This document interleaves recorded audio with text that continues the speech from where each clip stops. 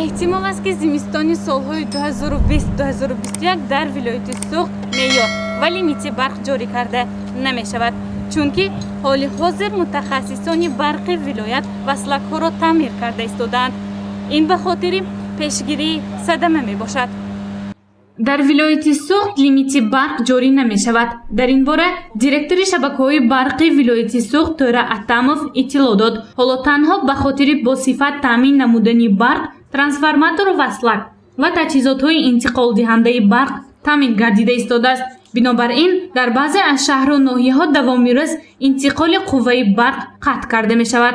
این حالت محدودیت قوه برق نبوده، بلکه پیشگیری راه‌های صدمه‌های الکتریکی به حساب می رود. دیگر شبکه‌های برقی وایب ولایت و اینچنین جمهوری این کارها ادامه دارند، ولی دوام دارند. این معنای آن را ندارد که معیارگذاری شده است. وقتی که معیارگذاری میشه هم روزانه هم شبانه قطع میشه. برای همین حاضر یگان خیلی خواطری نیست، کاربری رفته ایستاده است. وظیفه ما تجهیزات‌های برقی و پورگی به یگان نقصان فعالیت برند در فصل زمستان. حالی فصل زمستان از ماه‌های دکبر آغاز می‌یابد، خیلی کمی ما می‌دانیم.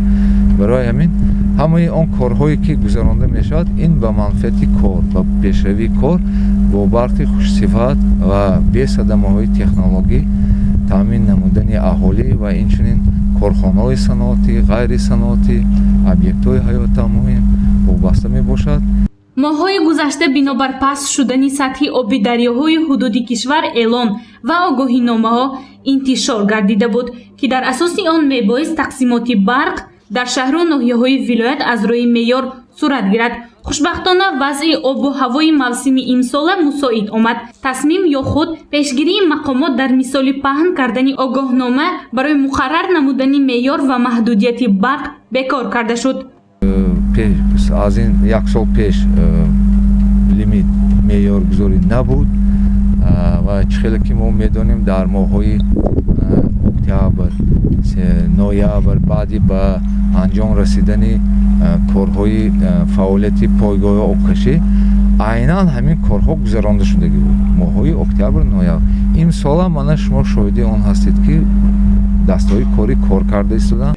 امروز سنه 2 نوامبر در جماعت دهات اونجی، ددابای خالمتوف، حیدر عثمان و یک قسم حدود ناحیه باباجان غفورов برق نبود، زیرا تجهیزاتی که برای انتقال برق در این محل کمک میکرد روی تعمیرات دیده ایستاده است. این تجهیزات در زیر ایستگاه برقی لنین آباد موجود بوده. وصلک و روغنناکی آن از جانب متخصصان مورد سنجش و تحلیل و تعمیر قرار داده می شود.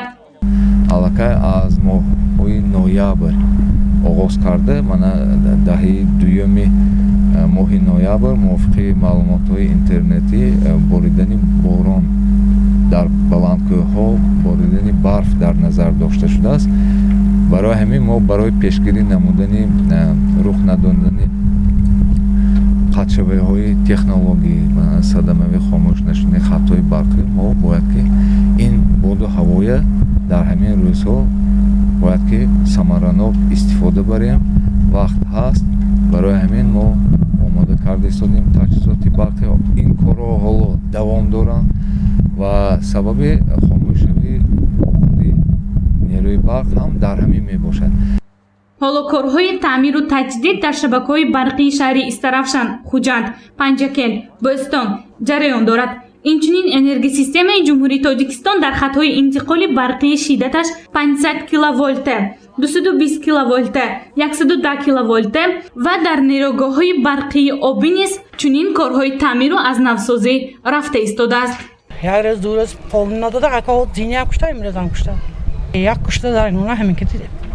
های همیشه بود حاضر صبح یگان ساعت کشتم میبار نمیدونم.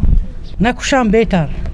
بچه ها های مایده ما با این پیره که های کنش قلیب آب نمی بیاد. سوید مراد ها همه چیز نیست میشه. خیلی باشد نازده. خیلی پولشینی که هر ماه وقتشان سپرد هستیم.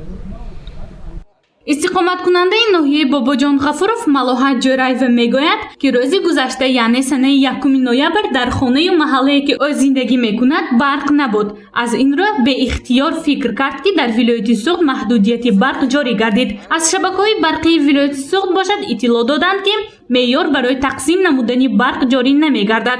تنها به خاطر خوش صفت تامین نمودن برق برای اهالی در موسم امسالی 2020-2021 مقامات تجهیزات‌های انتقال کننده برق را تعمیر می‌کنند. مقصد در سردی به مشکلی روبرو نگردیدن است.